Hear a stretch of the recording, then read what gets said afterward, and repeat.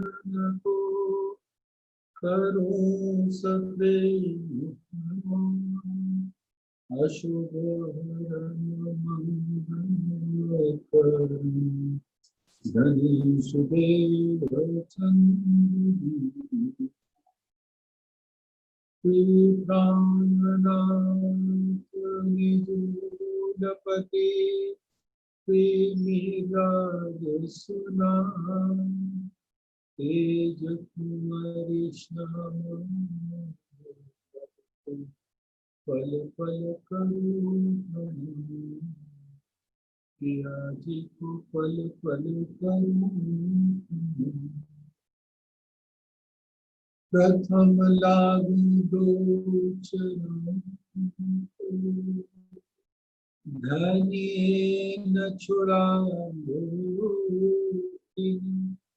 लाख कली डाले मेरे जीव के जीव इन पाँव तले पड़ी रहूं धनी नगर खोलो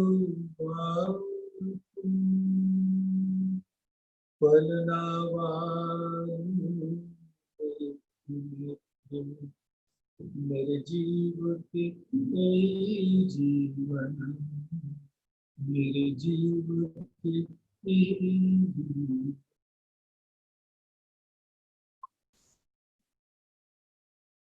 धामधनी अक्षय तीर्थ के परम प्यारे आपके कोमल चरणों में मेरे इस दिल का अनंत अनंत वेद श्रेष्ठता कबूल है। प्रणाम। धामधनी की असीम अनुकंपा प्यार भरी महल तले हम सब सुंदर साथ विराजमान उनकी रचना से उतरी हुई वाणी जो उनके दिल के इल्म सागर से प्रकट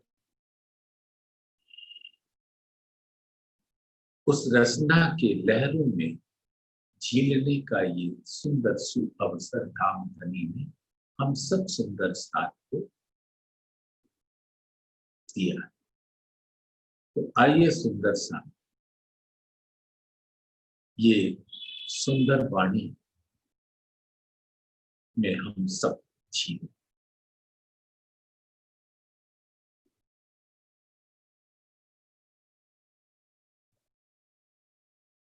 ये कीर्तन ग्रंथ के 6 विरह के प्रकरण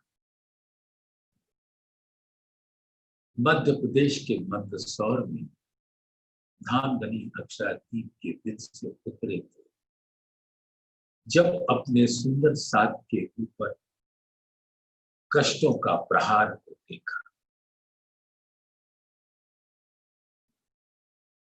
सुंदर साथ आज एक बात को दिल में धारण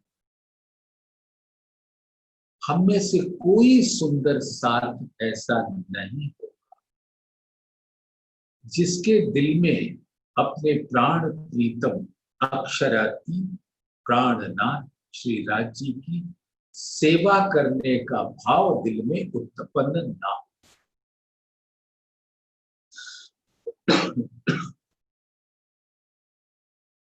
हम सब धामधनी के चरणों में उनकी सेवा अनवरत रूप से पूर्ण श्रद्धा के साथ करना चाहते और ये धामधनी का हुक्म फरमाता है कि अगर तुम मेरी सेवा करना चाहते तो तुम मुझे सुंदर साथ के अंदर देखो और उनकी सेवा सीधा मुझे पहुंचती। सुंदर साथ कहीं भूखा पड़ा और हम धनी हैं, अच्छे अच्छे भोग 56 प्रकार के बना मंदिर में चढ़ा रहे और खूब बढ़िया बढ़िया कीर्तन गाकर खुद भी रीझ रहे हैं, औरों को भी रिझा रहे हैं, और बाहर कहीं सुंदर साथ भूख से तड़प, तो ये भोग राज्य को कभी नहीं पहुंचता। हमें लगता है कि हमने उनको भोग चढ़ा दिया और उसका प्रसाद प्राप्त कर लिया, लेकिन ये बिल्कुल ही भ्रम है, क्योंकि धामधनी सुंदर साथ के दिल में बसते, और खास तौर से वो जो मोमिन है, गरीब है, अतीम है, फकीर है, माया का कोई भी बल उनके पास नहीं, उनके पास तो मात्र धामधनी की निस्बत का बल। और ऐसे निस्बतियों को अगर कोई कष्ट आता है तो ये ऐसे ही होता है मानो धामधनी को वो कष्ट दिया। हम यहां पर देखते हैं सुंदर सा, कई बार सुंदर साथ के मुख से और सुंदर साथ के प्रति अति कटु वचन निकलते हैं, तो सुंदर साथ ये ऐसे कटु वचन बोलते समय विचार लेना कि आडंबरी कितने भी प्रेम का रस दिखा लो, विरह का रस दिखा लो, लेकिन वो धामधनी सुंदर साथ के दिल में बैठे हैं और आपके कटु वचन सीधा धामधनी के दिल में पहुंच गए।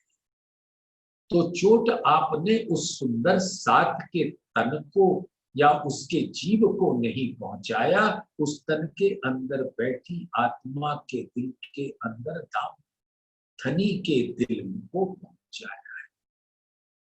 और सोचो, इससे बड़ा गुनाह कोई इस संसार में हो सकता है क्या, कि हम अपने ही प्राण प्रीतम आडंबरी रूप से तो बड़े नृत्य करते हैं,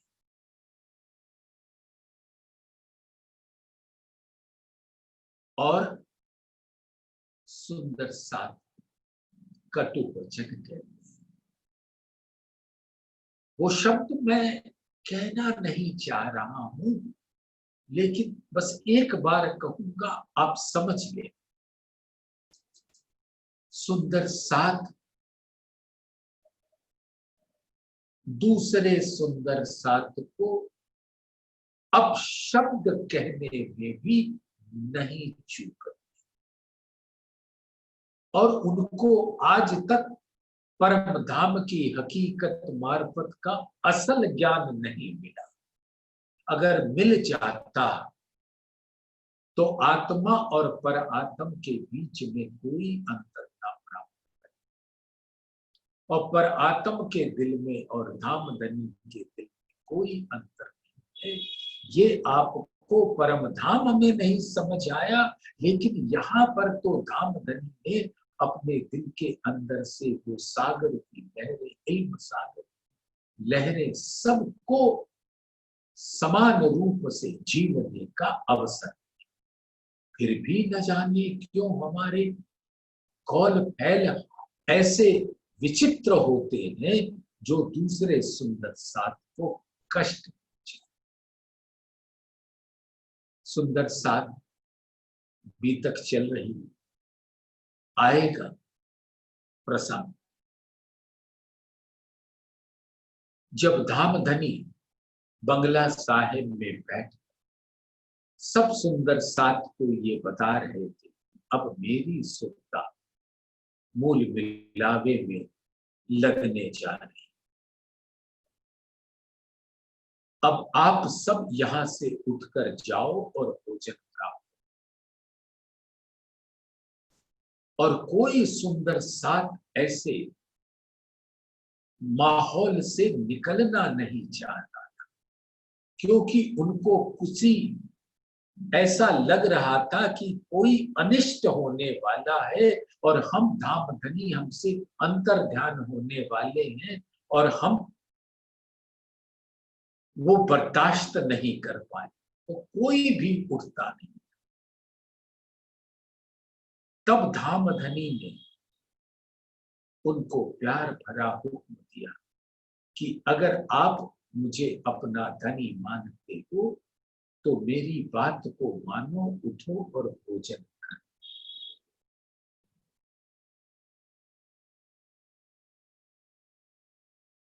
और जब ऐसे उनके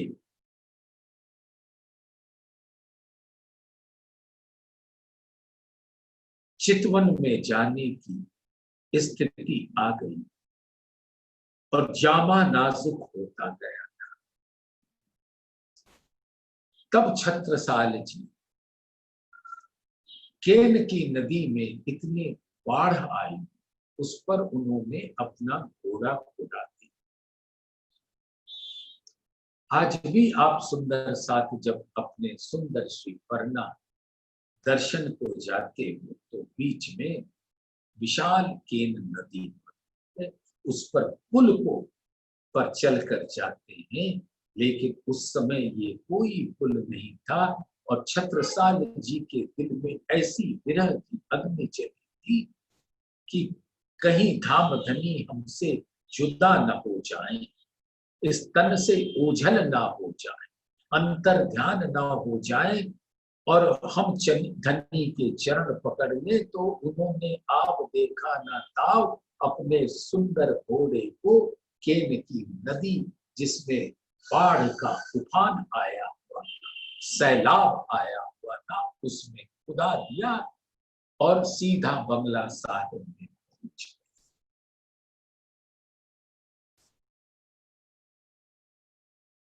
और अपने दिल कटार निकाल लिया मियानी से कि धामधनी हम आपके बगैर नहीं रह सकते। तब धामधनी ने उनको कहा कि मैं, तुम मुझको क्या इस तन में देख रहे हो, मेरी आत्मा को नहीं देख पा रहे हो। मैं तुमसे एक क्षण के लिए भी जुदा नहीं हो सकता छत्रसाल। लेकिन छत्रसाल के नैनों से आंसुओं का सैलाब बहता जा रहा था। तब उन्होंने उनको सांत्वना दिया, धीरज धराया कि अभी तुम केन नदी में अपना घोड़ा खुदा कर आ रहे हो, और उन्होंने अपनी पीठ को दिखाया जिसके ऊपर उनके घोड़े के टाप के नाल की छाप। उस केन नदी पर मेरा तन ही, मेरा पीठ ही पुल बना हुआ था तुम्हारे घोड़े के कदमों के नीचे, और तुम उस मेरी पीठ रूपी पुल पर चढ़कर आए, तो मैं तुमसे कभी भी जुदा नहीं हो सकता। ऐसा होता है धामधनी का अपने सुंदर साथी के प्रति लाड़ और प्यार, परम धाम में भी और यहां पर एक क्षण के लिए भी वो जुदा नहीं।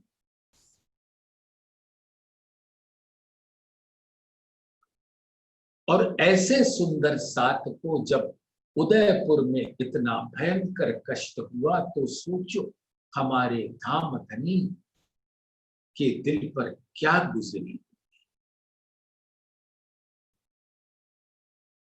और ये सिखापन है सुंदर साथ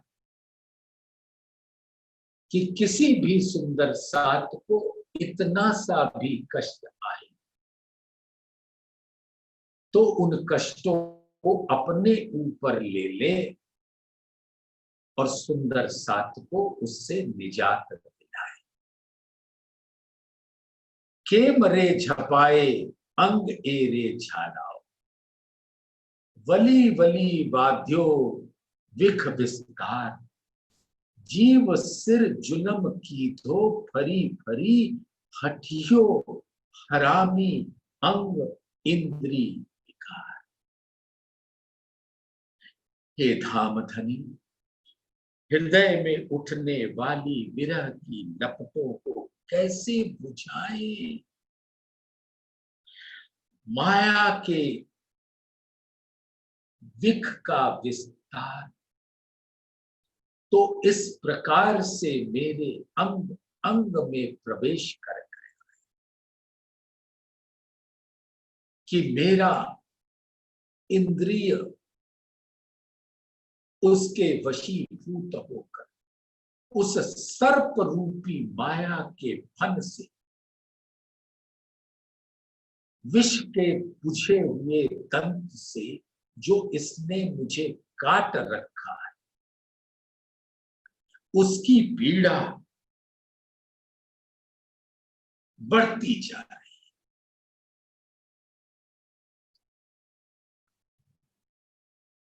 और अंतःकरण एवं इंद्रियों के हठी पापी विकारों ने जीव के ऊपर बारंबार अत्याचार किया है। ये जो मन है, मन ने जीव के ऊपर इब्लीस के कारण जो उस मन के ऊपर बैठा हुआ है, मन का राजा होना चाहिए जीव, यानी मन एक ऐसा घोड़ा है जिसकी लगाम जीव के हाथों में होनी चाहिए, लेकिन ये इब्लीस ने बिल्कुल उल्टा कर दिया, जीव को ही घोड़ा बना दिया और उसकी लगाम उस इब्लीस ने मन के ऊपर बैठकर पकड़ ली। अब जीव वैसे ही चलता है जैसा इब्लीस चाहता, और इब्लीस तो इस तन को झूठे इंद्रियों के विषय विकारों में डुबाकर उसके ऊपर बहुत बड़ा अत्याचार कर रहा है।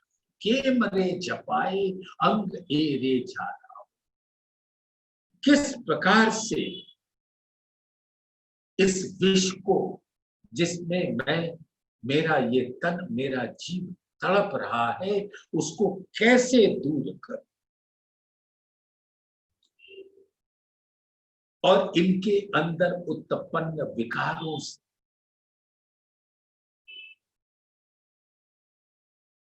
ये जीव माया के बंधनों में फंसता ही जा रहा है, खुद ही बकरी का जाला बुनता है और उसमें घिरकर समाप्त हो जाता है, जो ये कष्ट अष्ट धातु के तन को समाप्त कर देता है। झांप झालावो हवे उठतियो अंग थी, सुख शीतल अंग अंगना ने ठार, वाल्या वली वली ए मन एक उगते, कमसील काम का कराव्या करता है। ये मन ही करतार बना बैठा है, और एक्चुअली हो क्या रहा है, जीव का करतार इस वक्त धामधनी ना होकर इब्लीस हो गया है। उसको बता रहा है कि मैं ही तुम्हारा सर्वे सर्वा हूं, जो मैं कह रहा हूं तुम उसको मानो।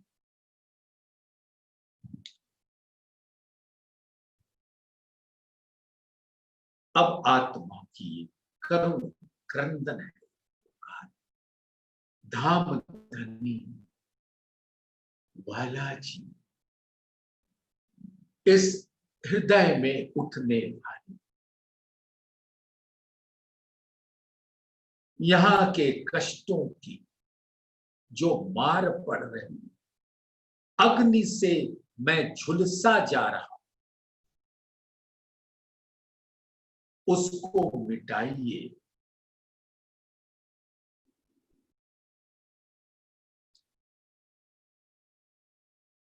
और अपने हस्त कमल से इस जीव को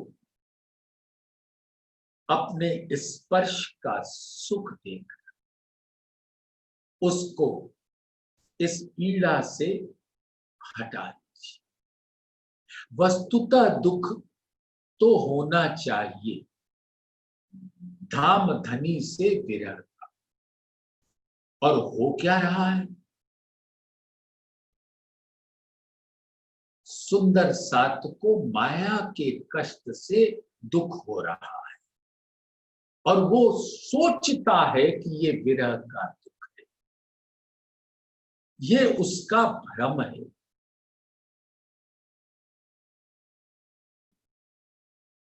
सुंदर सात दुखते उपजे विरहा, विरहा प्रेम इस, ये दुख जो माया का आता है वो आपको जागृत करता है। ऐसा ये दुख की महिमा होगी। कीर्तन प्रकरण 17 दुख की महिमा का विस्तार है। कल उसी दुख के प्रकरण का वर्णन होगा।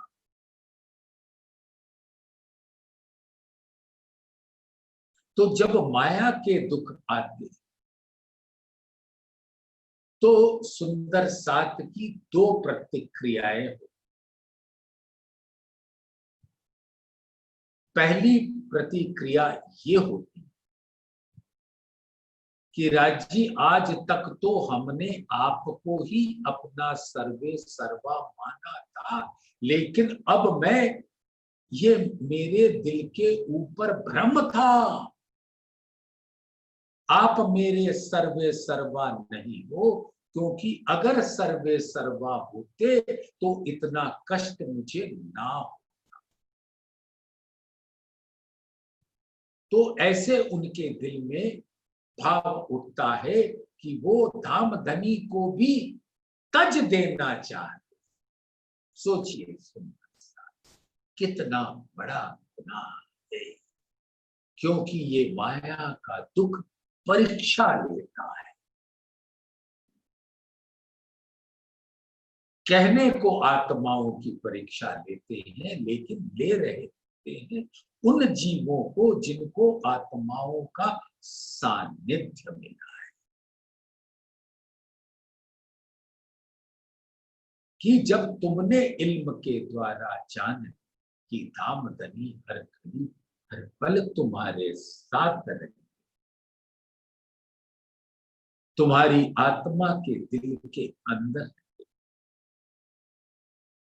फिर तुम्हारे मुख से माया के कष्ट तुमको धनी की राह से विचलित कैसे कर सकते? तो दुख की पहली प्रतिक्रिया ये हो, और डर के मारे हम क्या करते? महर सागर का पाठ, उसके बाद भी अगर दुख ना हटा तो धाम धनी को ही कटु वचन कहने लग जाए कि धाम धनी हमने तो आपके चरणों में इतनी सेवा और आप हमें ये कष्ट दे रहे हैं। ये बात तो कुछ वैसी नहीं हुई कि जो जन्नत में इब्लीस ने अल्लाह ताला से कहा कि मैंने तो आपकी बंदगी में इस ब्रह्मांड के 2 उंगुल की जगह भी ना छोड़ी, इतनी कसमी मैंने की और आप ये हमें सजा दे रहे हो कि मैं जन्नत से बाहर निकल जाऊं।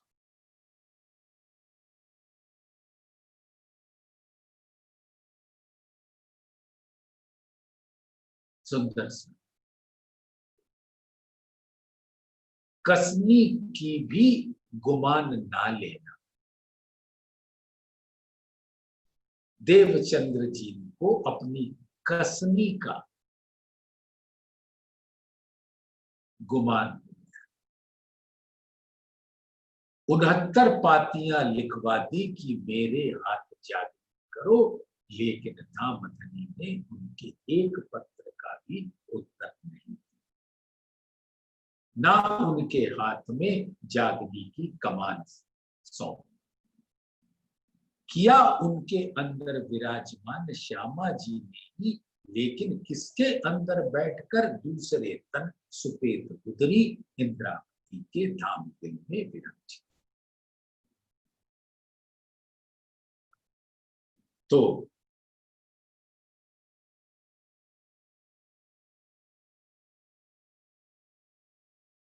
ऐसी पहली प्रतिक्रिया,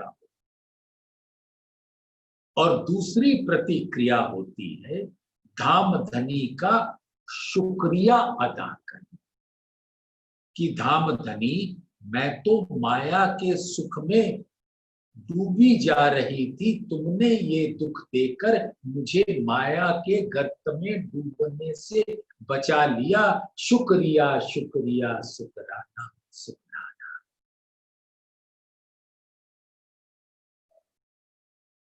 और तब धामधनी अपना अंग देकर आपको अति सुख प्रदान कर। तो ऐसे सुख से दुख से विरह उपजता है, यानी जो परम धाम में वियोग हुआ ना होकर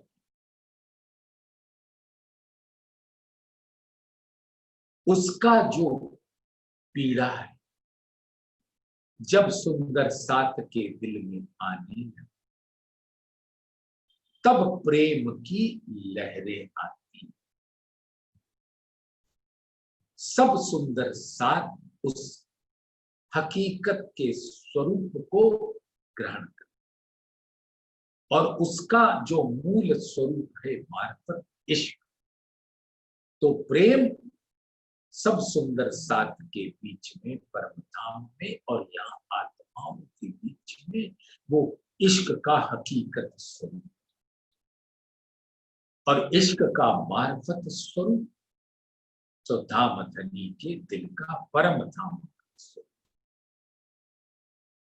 तो दुखते उपजे विरहा, विरहा प्रेम इश्क, प्रेम पहले, हकीकत पहले, उसके बाद इश्क। यानी पहले धामधनी के साक्षात तन का दीदार, और उसके बाद उनके नैनों के द्वारा उनके दिल में बैठने का सुख, यानी मार्ग का सुख। इसी को कहते हैं नाम और निज का सुख, निज नाम।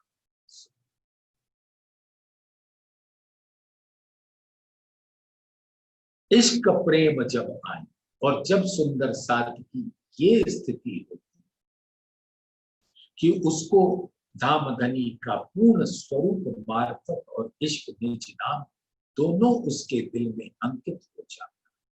इश्क प्रेम जब आई तब नहचे मिलिए हक। तो देखा दुख की महिमा, आपकी परीक्षा ऐसे लेते हैं कि दुख से अगर विचलित होकर आपने धामधनी के संग को छोड़ दिया तो आप में धाम का अंकुर नहीं। जमात में आप शामिल हो सकते, उस पे मनाही नहीं, लेकिन अंकुर रूपी आत्मा भी तो होना चाहिए। सोहबत का सुख मिल जाएगा, लेकिन अपने अंदर विराजमान आत्मा के दिल के अंदर धामधनी का स्वरूप का रस से वंचित हो जाए।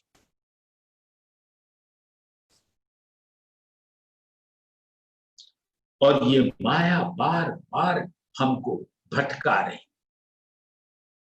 तो धामधनी, आप तो अपने चरण कमलों का ऐसा कोमल स्पर्श हमारे दिल पे कि माया कष्ट देती रहे लेकिन मैं प्रहलाद बन जाऊं। होलिका जैसे प्रहलाद को हिरण्याकश्यप के आदेश से ये होलिका मन है और हिरण्याकश्यप प्रहलाद का पिता वो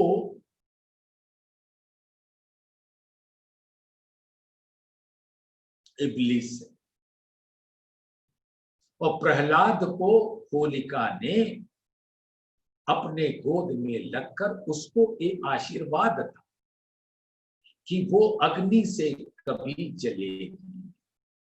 और क्योंकि प्रहलाद के दिल में हमेशा परमात्मा बसते थे तो जब वहां बैठे तो परमात्मा कैसे जले।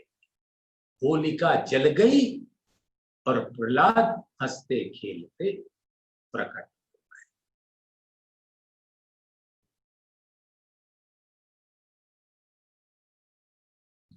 तो असल सुंदर सात वो कहलाएगा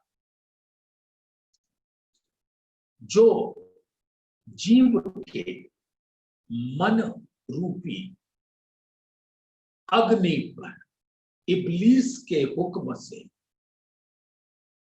उस जीव को बिठाता भी है, लेकिन अगर जीव ने धाम धनी का स्वरूप को अपने दिल में ले रखा है आत्मा के सानिध्य के कारण और इल्म के द्वारा, तो वो खड़ा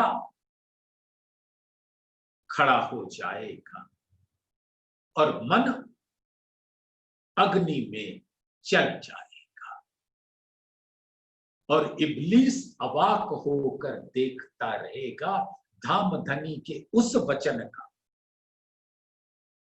कि जो सुंदर साथ मुझे अपने दिल में रखेगा उसका तुम कुछ नहीं बिगाड़ सकते। तो ये है सुंदर साथ। झांप झालाओ हवे उठतियो अंग थी सुख शीतल अंग अंगना ने ठार।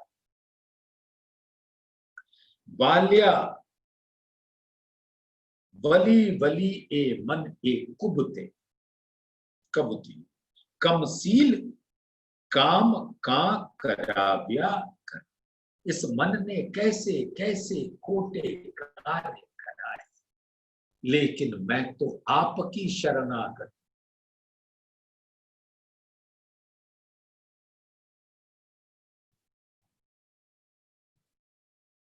श्रीमद् भागवत गीता दामदनी के हुक्म से लॉर्ड कृष्णा के मुख से ये कहना पाया कि सभी धर्मों को त्याग कर मुझ में समा जाओ या मेरी शरण में आ जाओ, मैं तुम्हें सर्व पापों से मुक्त कर दूंगा, शोक मत करो। सुंदर साथ आज से 5000 वर्ष पूर्व कहलाया तो था, लेकिन उसमें निशानी है सुंदर साथ के, जो अभी आपने होलिका हिरण्याकश्यप और प्रहलाद की कथा सुनी।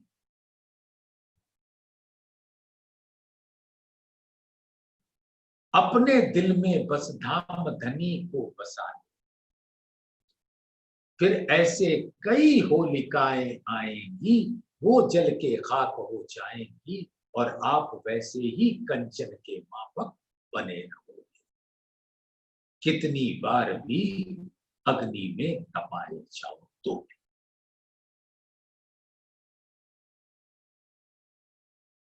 तो सर्व धर्मों को त्याग, यानी माया के हर स्वरूप को त्याग दो।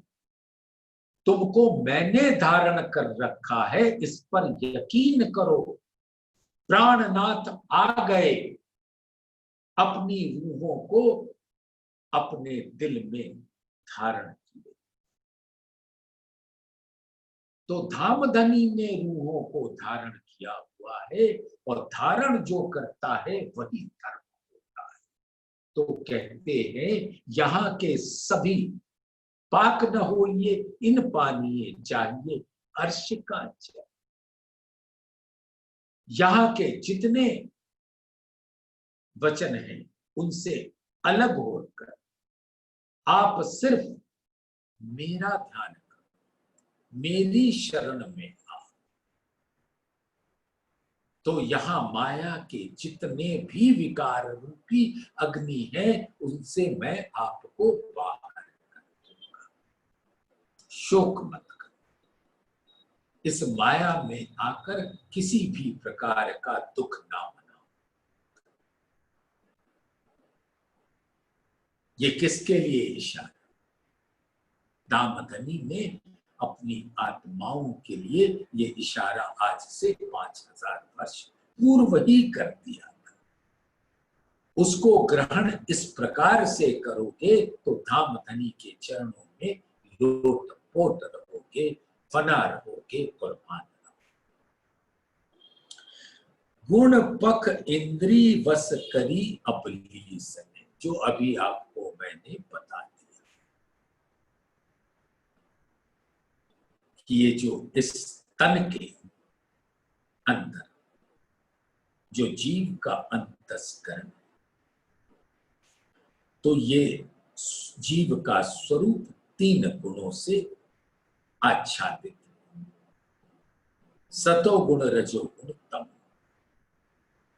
और इसके जो पक्ष हैं यानी इसका दिल, पिंड और ब्रह्मांड, जो अंदर है और जो बाहर है, इसी को पक्ष है, पक कहते हैं, अंदर और बाहर। गुण पख इंद्री वस करी अबलीसन, और जितनी ये इंद्रियां, कर्मेंद्रियां हैं, ज्ञानेंद्रियां हैं, पंच तन मात्राएं, ये सब, और कोई भी जीव की अवस्था, वो जागृत हो, निद्रा में हो, स्वप्न में हो, सुषुप्त अवस्था में हो, ये गुण अंग इंद्री उसको खाने दौड़ती। लेकिन धामधनी जहां अपना आड़ा अंग दे देते हैं, कलश हिंदुस्तानी जागनी के प्रकरण सुनेंगे सुंदर सा, चिंता न कर।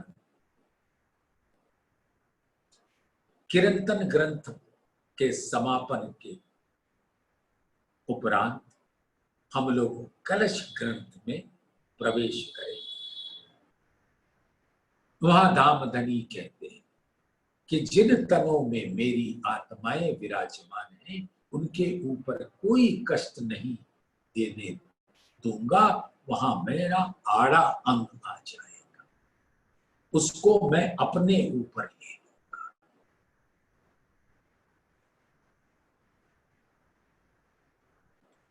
तो इब्लीस ने इन अंगों को अपने अधीन कर लिया और हमें दोषी ठहराया जा रहा है। अर्थ उपले एम कहवाइयो वासना परि इणे वचने दीदी फटकार। अब ये कहा जा रहा है कि आत्मा दोषी यानी ब्रह्म सृष्टि दोषी, लेकिन ऐसा हमें क्या आप लज्जित करना चाहते? इस ब्रह्मांड में सुंदर 7 के समूह हमें लज्जित करना चाहते? नहीं, ऐसा कभी नहीं। माहले मायने जो पे जारे जोइए,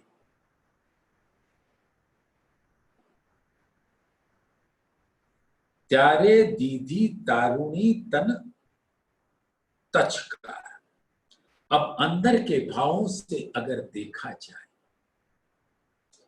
तो ये स्पष्ट होता है कि आपने अपने हुक्म से हम ब्रह्म सृष्टियों की सुरताओं को परम धाम से इस माया में भेजकर शरीर काटने जैसी पीड़ादायक सजा दी।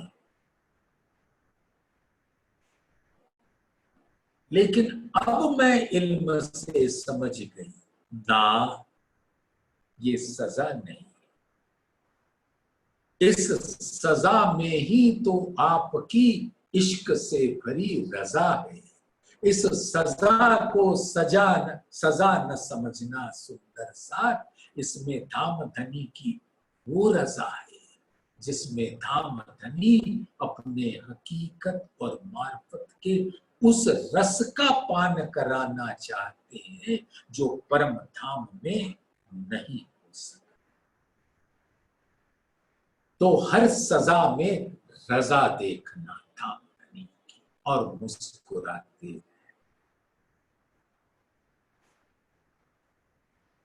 प्रत्यक्ष में महामती जी कह रही, बिलखते कि हमारे सुंदर साथ के इन कष्टों का निवारण करो दामधनी। एवा स्यारे दोष अंगनाओं न पाता, अपनी अंगनाओं को दोष मत। हारे वाला कारे आप्या दुख हमने अनघटता, बराद लगाडी विद विधना विकार, विमुख कीदा रस दई विरा अवला, साथ सन्मुख माहे थया रे धिकार। मेरे प्यारे वाला जी, प्रियतम, आपने तो इस माया में ऐसा कष्ट दिया है, अक्षर ब्रह्म के खेल को देखने का हमने क्या मांग कर दी कि इतनी बड़ी सजा।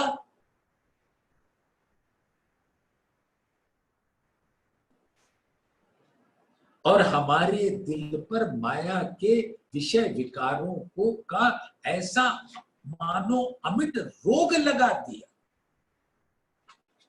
और अपने शोभा श्रृंगार से परे कर दिया। अब उसी दीदार को देखकर इस माया के दुखदाई कष्टों से निकाल कर अपना सुंदर स्वरूप का सुख प्रदान। अनेक रामत बीजी हति अति खड़ी, परम धाम के अंदर कितनी सुंदर सुंदर लीलाएं थी, कितनी रामतें थी। 30 दिन वहां दिन नहीं होता, भाव यहां का है क्योंकि जीव तो यहां का है। और जीव जिस भाव से वाणी को ग्रहण करके समझता है, आत्मा तो अपने उस शाश्वत रूप में पहुंच जाती है। वहां न दिन है, न समय है, न रात्रि है, न महीने हैं, न वर्ष, ये सब तो यहां है। लेकिन 24 घड़ी, 24 घंटे यानी अष्ट प्रहर, 8 प्रहर, हर प्रहर 3 घंटे का, और एक प्रहर में 8 घड़ी, 64 घड़ी, अष्ट प्रहर 64। आप हमको इतनी रामतों को अपने संग ले जाकर उसका रस प्रदान किया करते।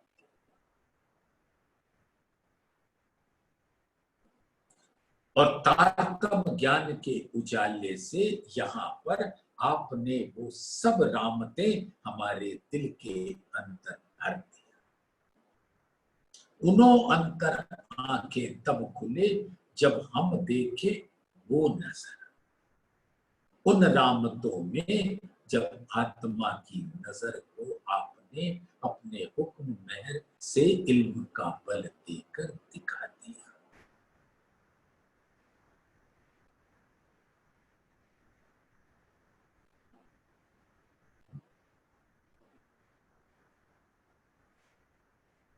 तो आपने हमें इस झूठे संसार में धकेल दिया, भेज दिया। अब तारतम ज्ञान से जब ये बात प्रकट हुई तो हमें अब पता चला कि इस जागनी के ब्रह्मांड में हम ऐसा सुंदर अवसर आपके दिल में प्रवेश करने का, उसके रंगों को ग्रहण करने का खो दिया। और ऐसे तन को धिक्कार है।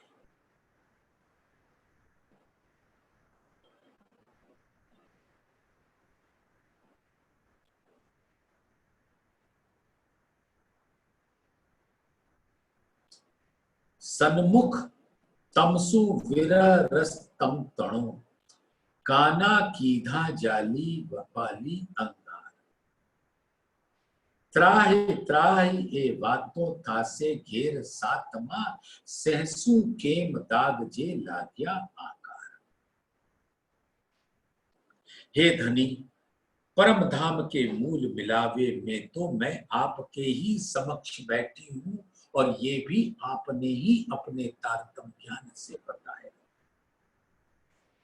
लेकिन इस संसार में मैं क्यों आपके विरह में तड़प रही हूं? आपने वहां ही मुझे विरह की अग्नि में जला के अंगारों से पे रख दिया, तो यहां पर मुझे विरह का दुख तो ना झेलना पड़ता। लेकिन इस विरह की अग्नि को मिटाकर मिलन का सुख देने के लिए आप ही समर्थ हो मेरे प्राणनाथ, मेरे प्राण प्रीतम।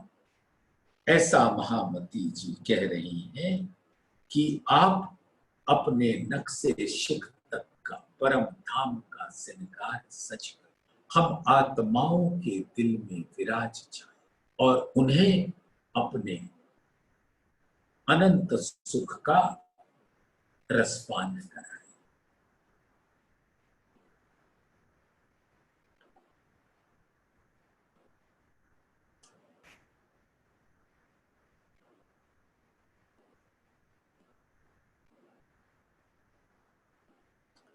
विरह की विछोड़ी दुग्धी धाम विस्म अहिनिस निश्वासा, अंग उठे कटकार दुख भंजन, सौ विद पीयूजी समरथ कहे महामती, सुख देण सिर से विकार।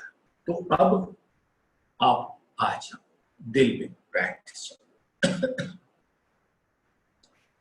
यहाँ के मैंने कष्ट देख लिए और इन कष्टों से आपके विरह में तड़पते हुए भी अपने आप को देख लिया। अब आप ही समर्थ हो मेरे दिल में आकर इन कष्टों को हटा दो। हारे वाला अगिन उठे अंग एरे अमार, विमुख विपरीत कमर कसी हथियार। स्वाद चढ़िया स्वाम द्रोही संग्रामे, विकट बका कीधा अमे आशा धार। हे मेरे धनी, हमारे हृदय में अब प्रायश्चित की ये अग्नि जल रही है कि हमने आपसे विमुख होकर अपना प्रेम खो दिया। आपने तो हमें बताया था कि आपको हम भूल जाएंगे, और हमने मानो लिखित में आपको दे दिया कि हम आपको कभी नहीं भूलेंगे। तो ये विमुख होने का गुनाह तो मुझ पर ही आता है। हारे वाला,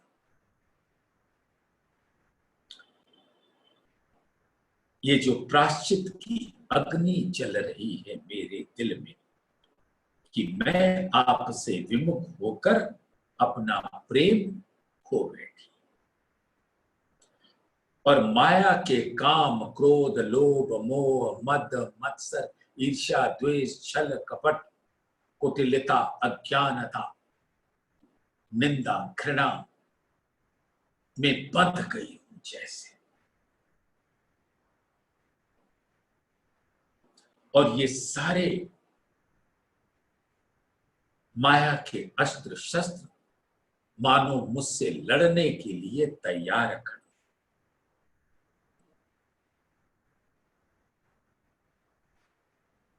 और हम इससे बंध गए हैं और हमने ऐसा उल्टा काम किया।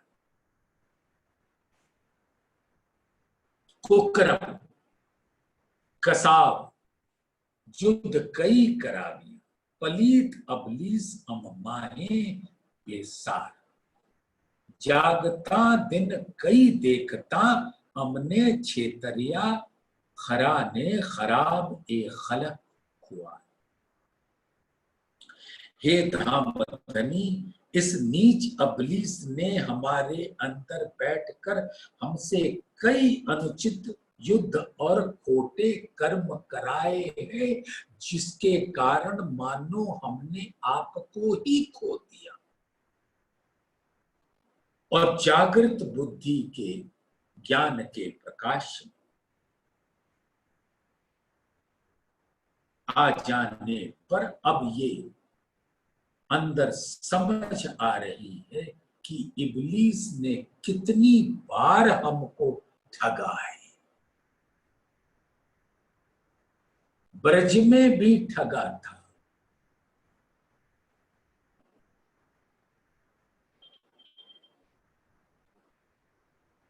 कि हम धामधनी को न जाने कैसे कैसे अपशब्द कह बैठे।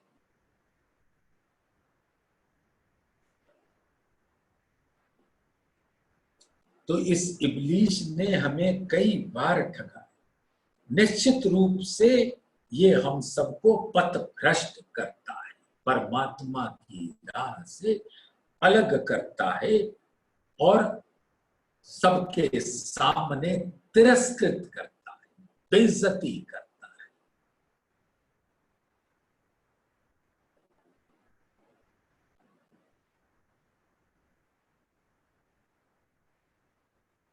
धनी हमें माया से निकालना चाहते और हम विषयों में फंसकर फिर बार बार उसी के अधीन होने की ख्वाहिश रखते हैं। और ऐसे में हमारे हृदय में जरा भी प्रेम नहीं रह जाता। धामधनी और अगर वाणी का ज्ञान आ गया है और धामधनी का स्वरूप हमारे दिल में आ गया है, तो इब्लीस वैसे ही हट जाएगा और मन को चला के राह कर देगा और प्रहलाद को प्रकट कर देगा। ओलखी तमने अमे जुद की धा तमसु, मन चित बुद्ध मोह ग्रही अहंकार, ए विमुख बातों मोटे मेले बचा से, मल से जुत जहां पारे हजार। मेरे प्राण वल्लभ, प्राण प्रीतम, ज्ञान दृष्टि से आपकी पहचान कर लेने के बाद भी मैंने आपसे न जाने कितनी बार माया के चक्र में फंसकर युद्ध किया है। आपको ही अपशब्द कहने में तिरस्कृत महसूस नहीं किया, क्योंकि मेरा मन, चित्त और बुद्धि, अहंकार माया से ग्रसित थे।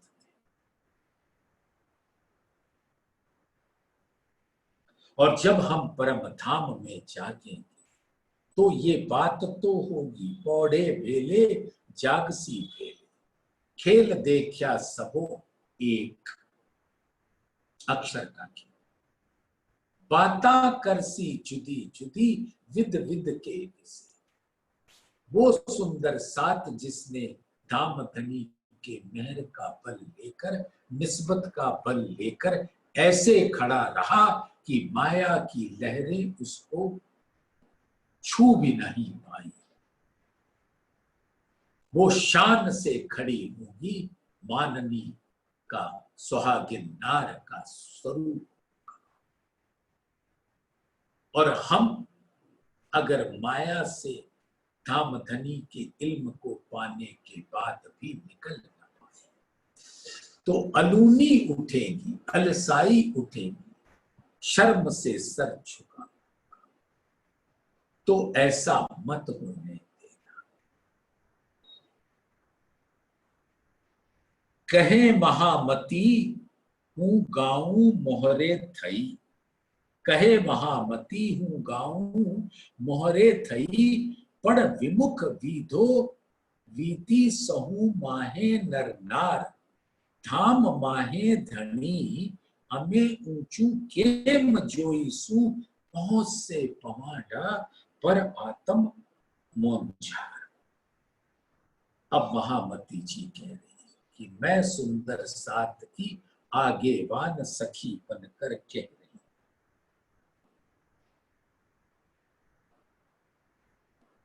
किंतु इस माया में उल्टी राह तो सब सुंदर साथ ने अपना रखी। हे धनी, सबसे चिंता की बात तो ये है कि पर आत्म में जागृत होने के बाद जब यहाँ की बातों का वर्णन होगा तब हमारा क्या हाल होगा। और हमको इसकी भी चिंता नहीं। तो सुंदर साथ, अब तो जागो, अपनी आत्मा को जागृत करो, धाम धनी के इल्म से और माया के कष्टों का की परवाह ना करो। वो धाम धनी अपने पीठ पर ले लेंगे जैसे छत्रसाल जी के घोड़े की टाप हो गई। एक बार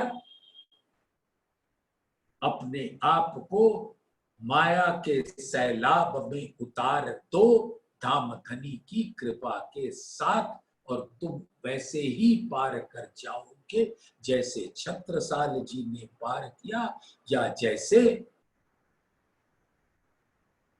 प्रहलाद ने पार। तो सुंदर साथ ऐसे प्यार भरे वचनों को अपने दिल में धारण करो और माया के कष्टों की बिल्कुल परवाह ना करो। दर्द हो तो विरहा का दर्द। बोलिए श्री प्राणनाथ।